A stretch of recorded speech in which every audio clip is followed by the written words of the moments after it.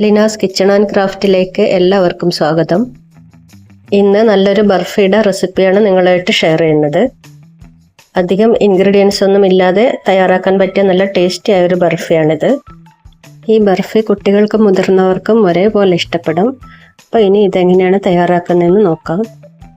ഇതിനു വേണ്ടി 4 കഷ്ണം ബ്രെഡ് എടുത്തിട്ടുണ്ട്. ഇതിനി ഒരു മിക്സിയുടെ ജാറിലിട്ട് പൊടിച്ചെടുക്കാം.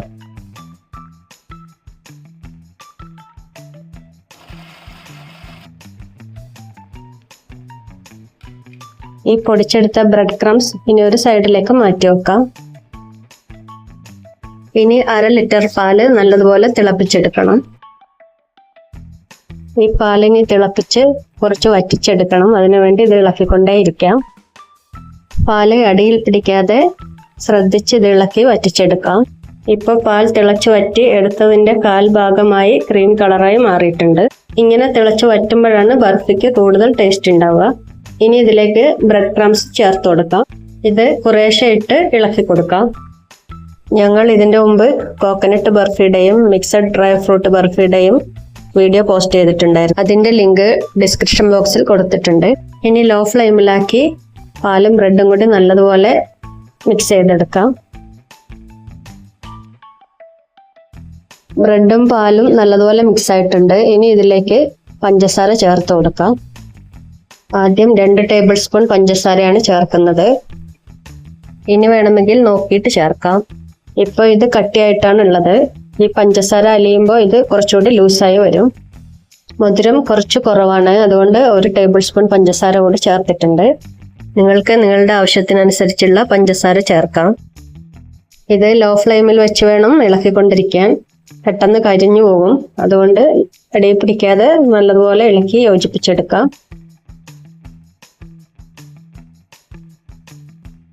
ഇപ്പോൾ പഞ്ചസാര അലിയാൻ തുടങ്ങിയിട്ടുണ്ട്. ഇനി ഇത് കുറച്ചു നേരം കൂടി നല്ലതുപോലെ മിക്സ് ചെയ്ത് കൊടുക്കണം.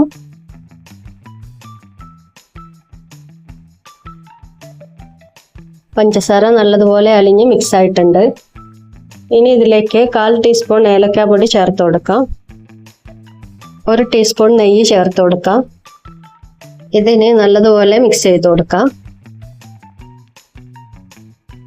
ഇപ്പോൾ ഈ ബർഫിക്കുള്ള കൂട്ട് അരികിൽ നിന്നെല്ലാം വിട്ട് ഉരുണ്ട് വരുന്നൊരു പാകമായിട്ടുണ്ട്. ഈ സമയത്ത് 1 ടീസ്പൂൺ നെയ്യ് കൂടി ചേർത്തിട്ടുണ്ട്. ഇനി ഇത് ഒന്നുകൂടി മിക്സ് ചെയ്ത് കൊടുക്കാം. ഇതിൽ കുറച്ച് നെയ്യേ ഉപയോഗിച്ചിട്ടുള്ളൂ. നിങ്ങൾക്ക് നെയ്യിൻ്റെ ടേസ്റ്റ് ഇഷ്ടമാണെങ്കിൽ കുറച്ചുകൂടി കൂടുതൽ നെയ്യ് ഉപയോഗിക്കാം.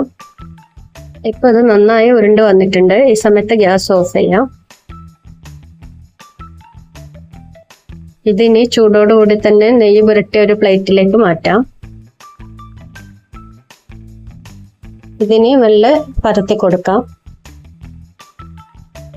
അധികം നൈസായി പരത്താതെ മീഡിയം തിക്കിൽ പരത്തിയെടുക്കാം. ഇനി ഇതിൻ്റെ മുകളിൽ കുറച്ച് നെയ്യാക്കിയ സ്പൂണും കൊണ്ട് തടവി കൊടുത്തിട്ട് ഇത് നല്ലപോലെ ഷേപ്പാക്കി എടുക്കാം. ഈ ബ്രെഡ് ബർഫി ഇപ്പോൾ റെഡി ആയിട്ടുണ്ട്. ഇത് തണുത്തതിന് ശേഷം മുറിച്ചെടുക്കാം. നിങ്ങളുടെ കയ്യിൽ ഉണ്ടെങ്കിൽ ഇതിൻ്റെ മുകളിൽ കുറച്ച് ഡ്രൈ ഫ്രൂട്ട് ചെറുതാക്കി മുറിച്ചിട്ട് ഇത് ഗാർണിഷ് ചെയ്യാം. ഡ്രൈ ഫ്രൂട്ട് ഇടയ്ക്ക് കടിക്കുമ്പോൾ നല്ലൊരു ടേസ്റ്റാണ്. ഇതിൽ ബദാമാണ് ചെറുതാക്കി മുറിച്ചിട്ട് കൊടുത്തത്. ഇതിന് സ്പൂൺ കൊണ്ട് പതുക്കെ ഒന്ന് പ്രസ് ചെയ്ത് കൊടുക്കാം. ഇപ്പോൾ ഈ ബർഫി നല്ലതുപോലെ തണുത്തിട്ടുണ്ട്. ഇനി ഇത് നിങ്ങൾക്ക് ഇഷ്ടമുള്ള ആകൃതിയിൽ മുറിച്ചെടുക്കാം. നല്ല ടേസ്റ്റി ആയൊരു ബ്രെഡ് ബർഫിയാണിത്. ഒരു പ്രാവശ്യമെങ്കിലും എല്ലാവരും ഇങ്ങനെയൊന്ന് തയ്യാറാക്കി നോക്കണം. ഈ രുചി നിങ്ങൾക്ക് തീർച്ചയായും ഇഷ്ടപ്പെടും.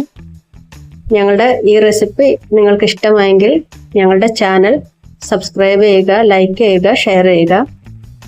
സബ്സ്ക്രൈബ് ചെയ്യുമ്പോൾ ബെല്ലൈക്കൺ കൂടി പ്രസ് ചെയ്ത് ഓൾ എന്ന ഓപ്ഷൻ കൂടി എനേബിൾ ചെയ്യണം. എങ്കിൽ മാത്രമേ ഞങ്ങളുടെ പുതിയ വീഡിയോയുടെ നോട്ടിഫിക്കേഷൻ നിങ്ങൾക്ക് ലഭിക്കുകയുള്ളൂ.